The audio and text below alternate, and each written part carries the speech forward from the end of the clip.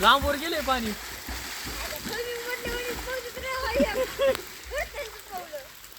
या बघा कसा दिसा नाही का नाही.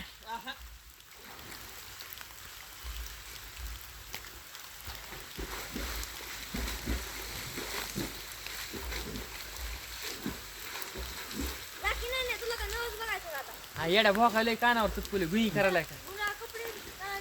हा का पावसात सध्या पोहले सगळे पावसात लोक ही बघाय पद्धत आहे का पावसात पोहण्याची तलब झाली की पोहायचं म्हणते पाऊस ते. चांगला आला.